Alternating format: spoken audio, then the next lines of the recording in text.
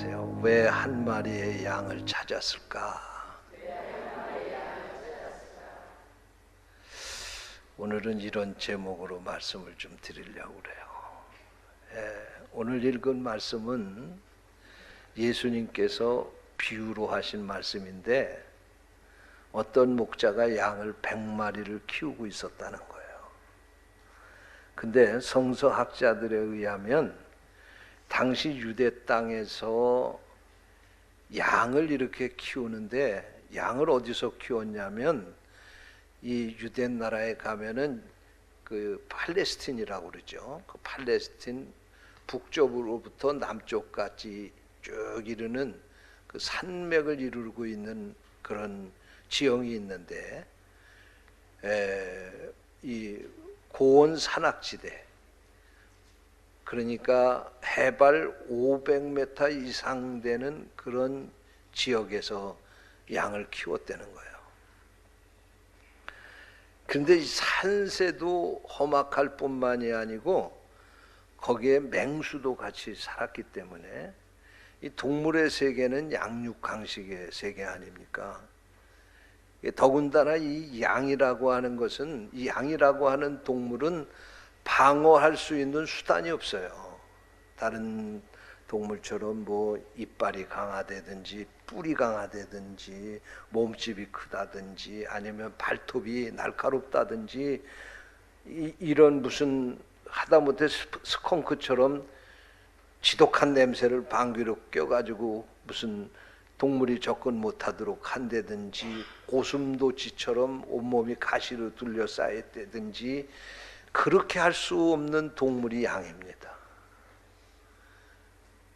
그런데 이 목자가 양을 하루 종일 산에 들어가서 이제 키우다가 저녁이 되면 우리로 끌고 와가지고 그 양을 우리에다 집어넣는데, 집어넣을 때 그 우리에 들어가는 양을 목자가 한 마리, 두 마리, 세 마리, 그리고 세우는 거예요. 세는 거예요. 근데 자기가 키우는 양이 100마리인데 이 100마리를 데리고 지금 우리로 가다가 선뜻 번뜩 생각이 무슨 생각이 났냐면, 이상하다, 양이 모자라는 것 같다, 그런 생각이 든 거예요. 그래서 양을 세본 거예요. 그랬더니 99마리밖에 없는 거예요. 이상하다. 틀림없이 100마리가 돼야 되는데 어떻게 한 마리가 없을까? 그리고 또 세본 거예요. 또 세봤더니 또 역시 마찬가지로 99마리밖에는 안 되는 거예요. 목자가 정신이 바짝 들었습니다. 아이고, 큰일 났다. 이 한 마리가 어디 갔을까?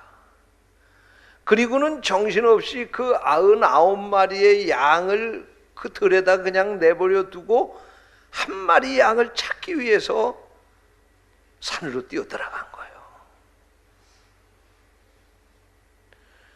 뛰어 들어가서 여기저기 찾게 되었는데, 이 잃은 양에 대한 비유가요, 오늘 이 누가복음 15장에도 기록되어 있지만 마태복음 18장에도 기록이 되어 있습니다. 여기 보면 이 목자가 가가지고 양을 찾았는데, 이 기록을 기록하면서 마태복음의 기록과 누가복음의 기록이 달라요. 차이가 좀 있어요.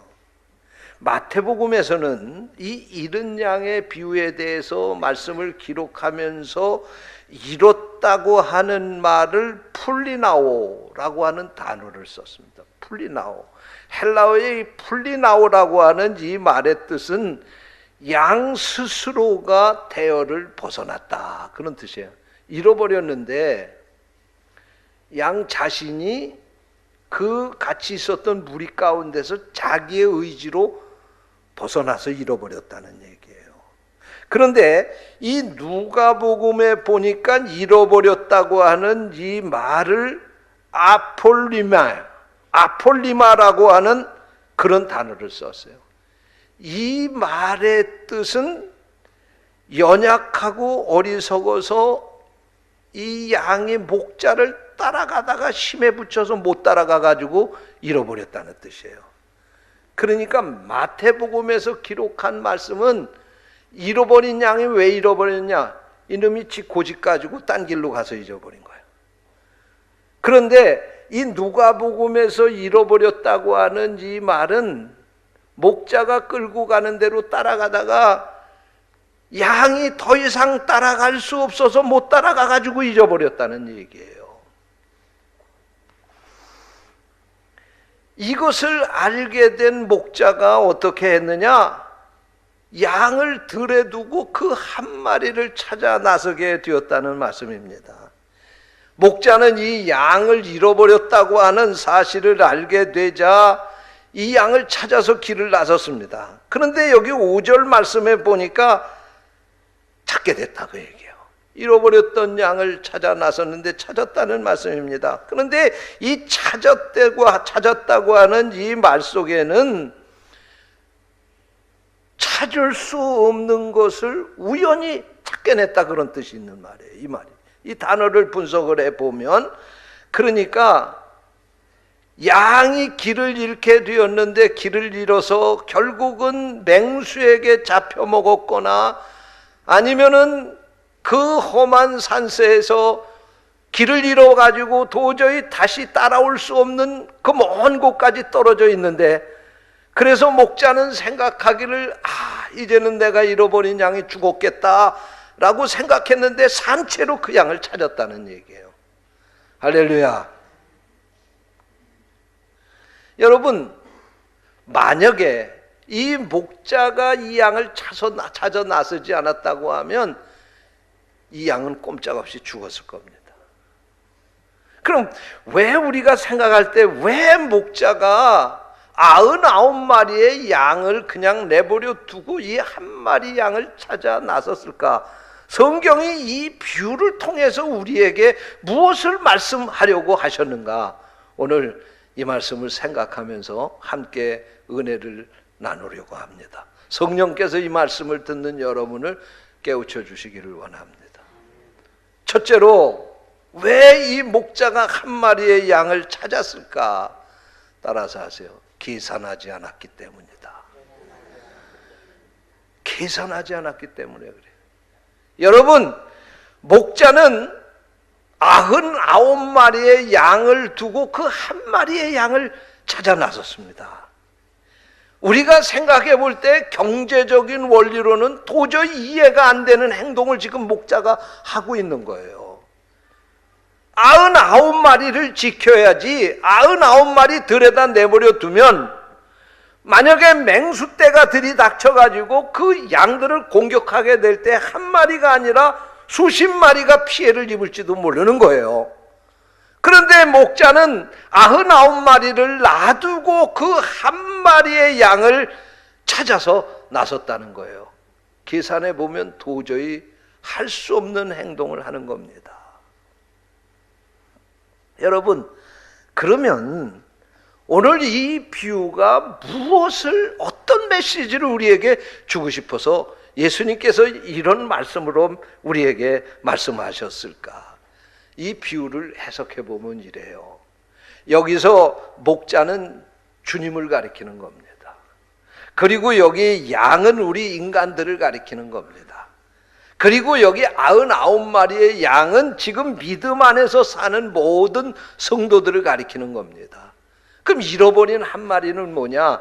잃어버린 한 마리는 예수 믿다가 낙오된 사람이거나 아니면 아예 예수님 알지 못하고 세상에서 세상 것에 취해서 사는 사람들이 바로 여기 잃어버린 한 마리의 양입니다. 그러면 99마리의 양은 귀하지 않았느냐?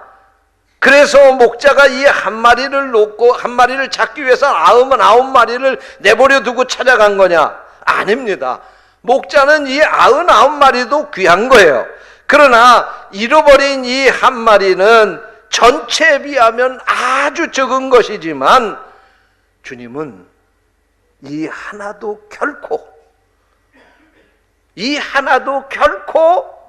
가치로 따질 때 적지 않다고 하는 것을 이 비유를 통해서 우리에게 말씀하고 있는 것입니다.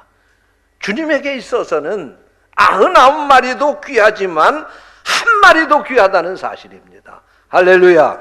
사람들은 가치 판단을 하게 될 때 더 많은 것에 가치를 두고 판단을 하는 것입니다. 그러나 주님에게는 작은 것도 소중하다고 하는 사실을 우리가 이 말씀을 통해서 깨닫게 되는 것입니다. 여러분, 주님에게는 어른도 귀하지만 자그마한 어린아이도 귀한 거예요. 주님은 부자도 귀하지만 부자의 상에서 떨어지는 것을 주워 먹고 살던 거지 나사로도 소중한 거예요. 주님에게는 의롭게 살던 유대인들도 소중했지만 가늠하다가 현장에서 붙잡혀온 죄인인 이 여인도 소중했던 거예요. 주님은 오늘날 믿음 안에서 사는 성도들도 소중하지만 그러나 믿지 않는 세상 사람들도 소중하다 그런 말씀이에요. 오늘날 믿음 안에서 충성하며 사는 여러분도 소중하지만 믿음 안에 살다가 낙오된 그 사람 결코 주님 앞에는 그 사람이 우습지 않다는 얘기예요. 믿으시기를 바랍니다. 목자는 세상의 경제적인 가치로 계산하고 한 마리를 찾아간 것이 아닙니다. 계산하지 않았기 때문에 99마리의 양을 들에 두고 한 마리의 양을 찾아서 나설 수 있었던 것입니다. 이것이 무엇입니까? 우리 한 사람의 생명의 가치가 주님 앞에는 이렇게 소중하다는 거예요. 믿으시기 바랍니다. 그랬기에 예수님은 자신의 생명까지 아낌없이 십자가에 못 박아 죽이시면서 오늘 우리를 구원하시기를 원하셨던 겁니다. 찬송가 185장의 작사자는 프랜시스 해버갈이라고 하는 분입니다. 프랜시스 해버갈은 영국의 수도 원장의 딸로 태어나서 독일 가서 유학을 했습니다. 그는 어느 날 뒤셀도르프에 있는 어느 화랑에 가서 네덜란드의 작가인 렘브란트의 작품을 감상하게 되었습니다. 렘브란트가 그림을 그렸는데 에케모라고 하는, 우리말로 해석하면 이 사람을 보라, 이런 제목의 그림을 보게 되었습니다. 그 그림은 십자가에 달려 고난받는 예수 그리스도를 그린 그림입니다. 그 그림 아래에 이런 글귀가 쓰여 있었습니다. 내가 너를 위하여 내 생명을 주었는데 너는 나를 위하여 무엇을 주느냐. 이 그림을 본 프랜시스 해버갈은 마음의 찔림을 받게 되었습니다. 그래, 예수님이 나를 위해 자기의 생명까지 내놓으셨는데 내가 예수를 믿는다고 하면서 과연 주님 앞에 내가 드린 게 뭐 있는가? 한 번도 주님을 위해서 고난을 받았다고 하는 그런 기억조차도 없는 자신이 부끄러운 마음이 들기 시작했습니다. 그래서 그는 그 부끄러운 마음을 가지고 시 한 편을 썼는데 그게 바로 찬송가 185장의 가사입니다. 내 너를 위하여 몸버려 피 흘려 뇌죄를 속하기 위하여 살 길을 주었다. 너 위에 몸을 주었건만 너 나에게 무엇을 주느냐? 너 위에 몸을 주었건만 너는 날 위해 무엇을 주느냐라고 하는 내용의 가사입니다. 여러분, 오늘 죽어가는 영혼을 바라보게 될 때 경제적인 가치가 아니라 주님이 자신의 생명까지도 아낌없이 내어둔 그 사랑을 가지고 죽어가는 영혼을 우리도 바라볼 수 있어야 오늘 우리가 믿음 안에 사는 자라고 말할 수 있지 않겠습니까? 우리가 아무것도 아닌 것처럼 생각하는 그 사람, 주님 앞에서는, 주님께서는 자신의 생명을 줄 만큼 소중한 존재라고 하는 사실을 깨달으시기 바랍니다. 여러분 여러분 가족 가운데 믿는 한 식구 그냥 안 믿나 보다라고 생각하는 바로 그 사람을 위해서 주님은 십자가에 달려 죽으신 거예요.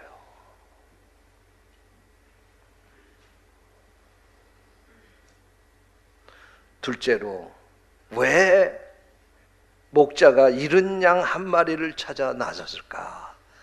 따라서 하시기 바랍니다. 찾지 않으면 죽을 것이기 때문이다. 그렇습니다. 왜 목자가 이 한 마리의 양을 찾아 나섰을까요? 이 양은 목자가 찾지 않으면 꼼짝없이 죽을 수밖에 없는 운명이기 때문에 그렇습니다. 야생하는 산양은 혼자서 살 수 있을지 몰라도 목자의 보호와 인도를 받던 이 양은 목자를 떠나면 죽을 수밖에 없는 것입니다. 그러므로 목자는 그 양이 맹수에게 죽기 전에 어서 가서 찾아야 되는 것입니다. 이 목자의 삶의 우선순위는 잃어버린 이 양을 찾는 것이었습니다.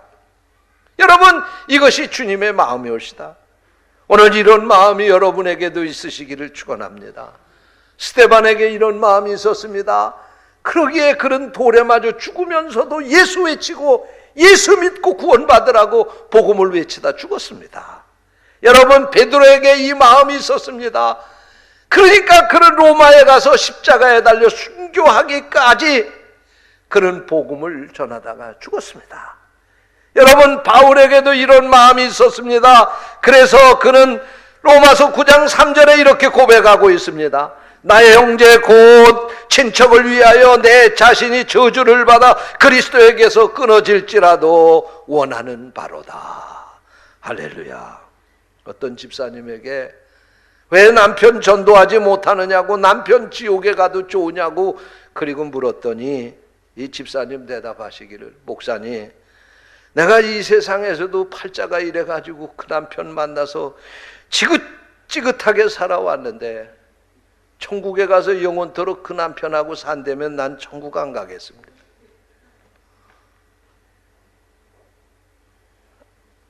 여러분, 왜 그렇게 생각하세요?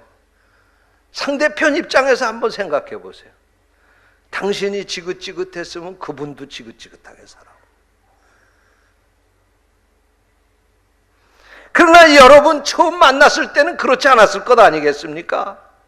눈만 마주쳐도 가슴이 두근두근거리고 옷깃만 스쳐도 가슴이 콩당콩당 뛰고 그렇게 만난 거 아닙니까? 여러분, 믿음 안에서 우리가 살다가 천국 가면 이 세상에서는 좀 힘들게 살았을지 몰라도 그렇게 여러분 천국에서 살게 되는 겁니다. 여러분, 사랑하는 그런 마음으로 영원토록 천국에서 살면 얼마나 행복하겠어요? 불행하다 할지라도 그 남편 구원해서 천국에서 영원토록 이런 행복을 맛보기 위해서 그 남편 구원해야 되지 않겠습니까? 여러분, 그 죽어가는 영혼을 바라보면서 내가 저 사람을 구원하지 않으면 저 영혼은 지옥불에 던져지게 될 것이라고 하는 생각을 오늘 우리 마음속에 가져야 되겠습니다. 내가 그를 구원하지 않으면 그 영혼은 영혼 멸망할 수밖에 없다고 하는 이 마음을 우리가 갖고 그를 주님 앞으로 인도해야 되겠습니다. 부산의 동네 최상림 목사님이라고 하는 분이 목회를 하셨는데, 지금은 뭐 경제적으로 넉넉하고 그런 시대니까 또 그리고 자식들을 낳아도 하나 둘 낳고 말지만 옛날에는 낳는 대로 낳았잖아요. 그러니까 막 한 타스씩 낳고 그런 집도 있잖아요. 근데 이 목사님네는 8형제를 낳았습니다. 아들만 8을 낳은 거예요.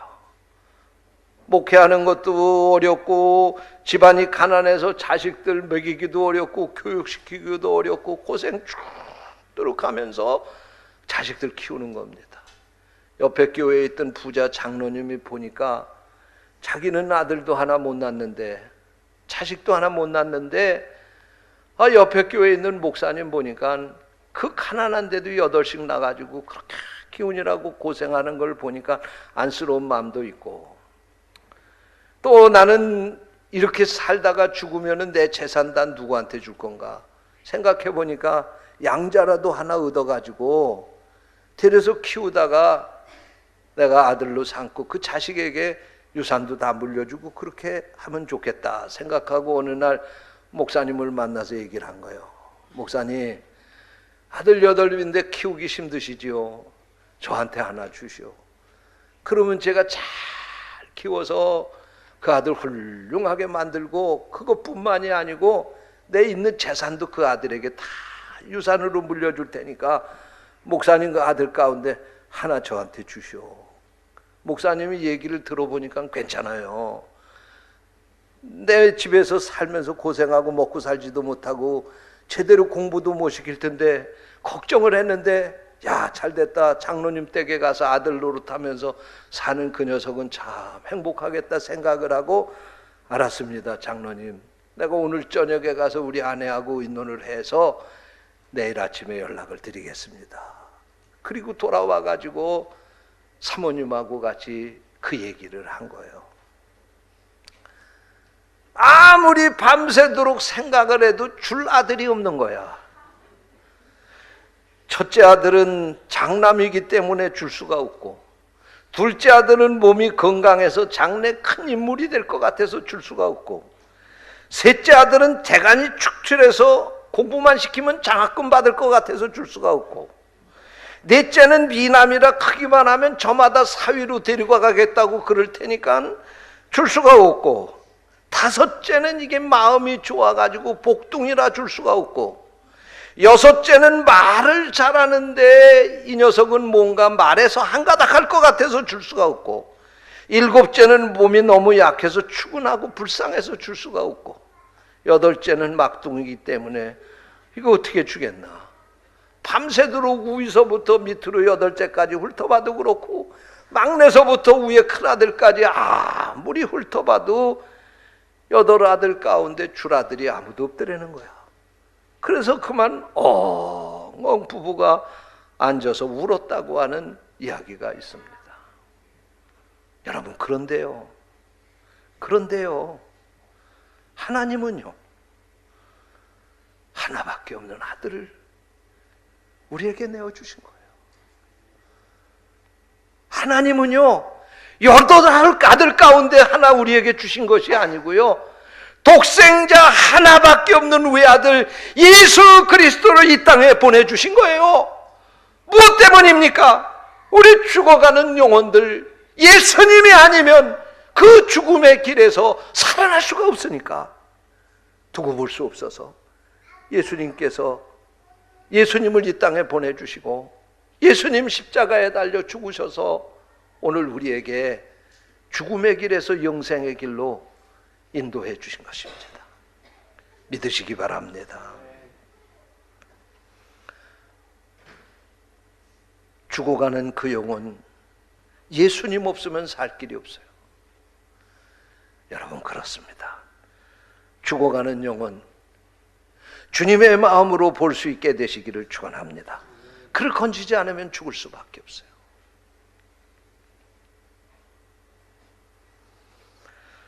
셋째로, 왜 한 마리의 양을 목자가 찾았을까? 따라서 하시기 바랍니다. 하나님이 가장 기뻐하시는 일이기 때문이다.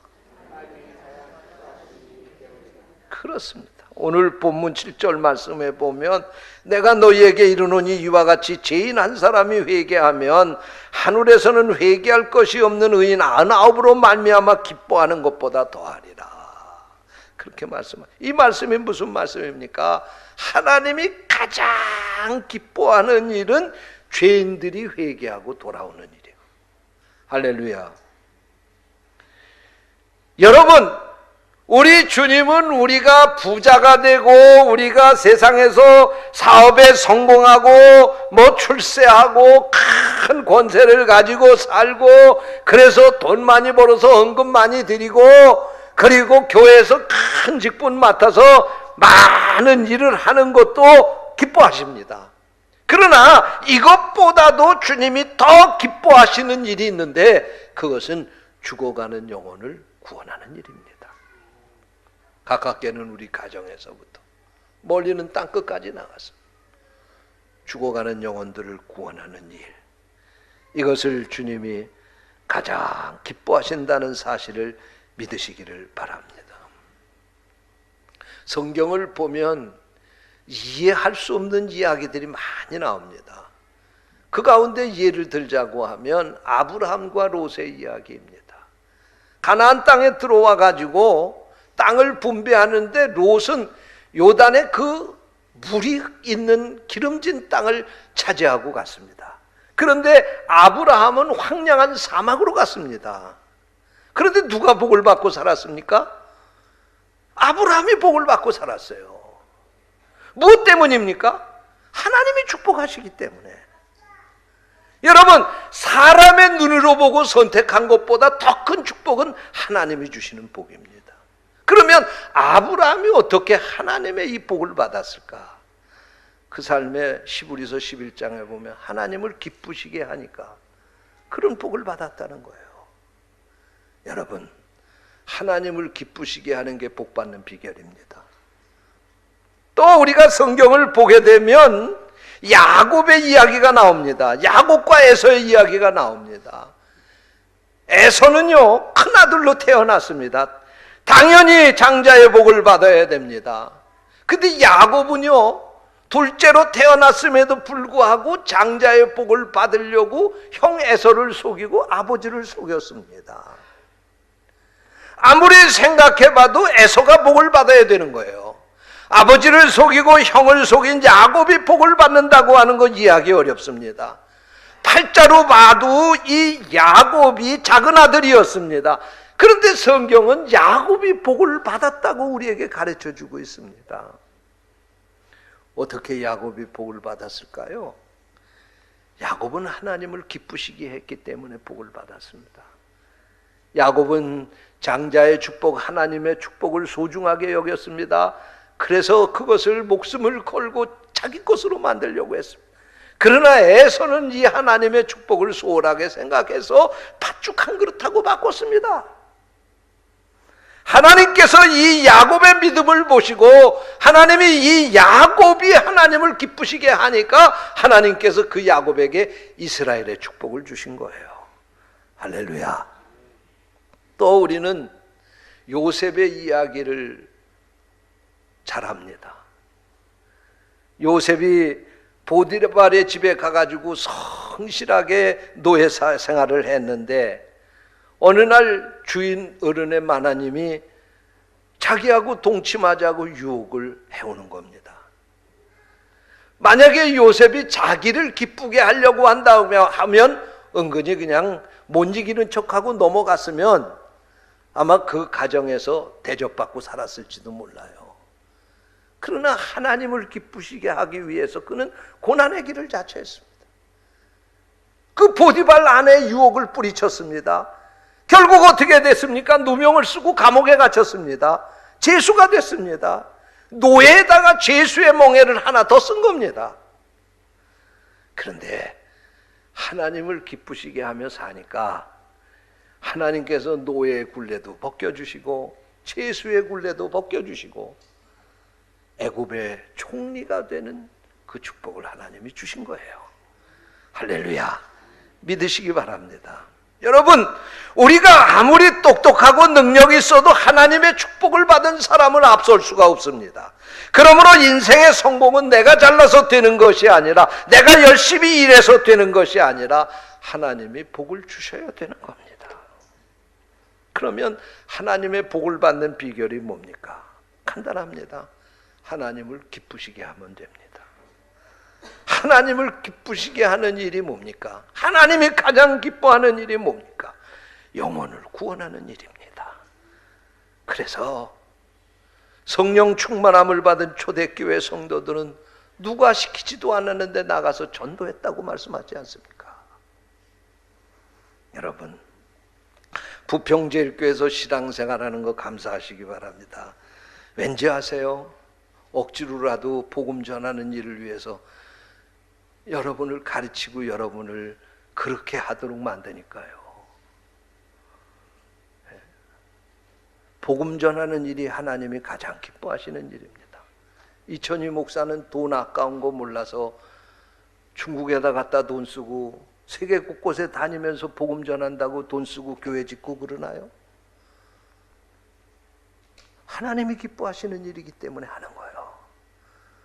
여러분, 우리가 매월 셋째 주일을 해외 선교주일로 지키고 있는데 여러분, 이날 여러분이 이날을 축복의 날로 꼭 여러분의 것으로 만드시기를 바랍니다.